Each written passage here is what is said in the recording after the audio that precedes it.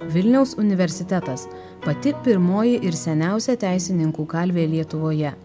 Būtent čia prie Švento Jono bažnyčios buvo įsteigta pirmoji privati teisės mokykla. Romėnų teisės propaguotojo profesoriaus Petro Roizijaus iniciatyva. Vienas iš teisės fakulteto mecenatų, LDK kancleris Leonas Sapiega, yra pasakęs: ne tik kaimynas, eilinis Lietuvos pilietis, bet ir pats valdovas, mūsų ponas, neturi mums kitos valdžios, kaip tik tą, kurią jam leidžia teisė. Pagrindinį įstatymą jau turėjom, tai Lietuvos statutai, kurių vienu iš originalų didžiuojasi Vilniaus universiteto mokslo muziejus. Tačiau Lietuvos didžiojoje kunigaikštystėje išmanančiųjų teisės normas ir įstatymų vykdytojų trūko. Nuo 16 amžiaus į valstybės valdymą įsitraukus ne tik diduomeniai, bet ir bajorams, be teisininkų kalvės apsieiti jau buvo neįmanoma. Tais laikais teisinių bylų buvo ne ką mažiau nei šiandien.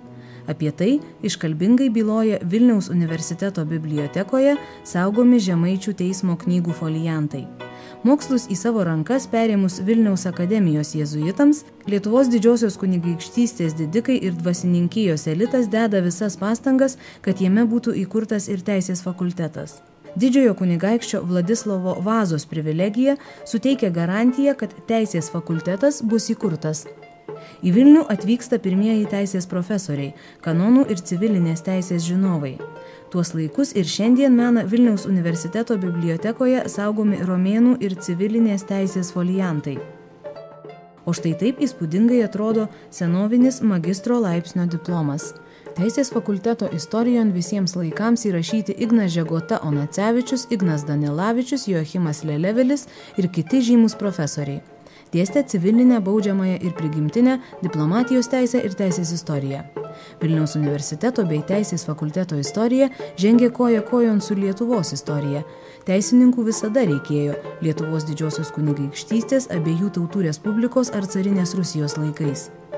Deja, cariniai valdžiai uždarius Vilniaus universitetą, Lietuva neteko ir aukštojo teisės mokslo. 20 amžiaus pradžioje, atkūrus Lietuvos nepriklausomybę, žymūs teisės fakulteto mokslininkai Augustinas Voldemaras, Augustinas Janulaitis, Petras Leonas, Antanas Tumėnas, Mykolas Riomeris ir kiti buvo valstybės institucijų ir teisinės sistemos kūrėjai. Deja, vėliau okupantai ilgam primetė savus įstatymus ir savą teisinę sistemą.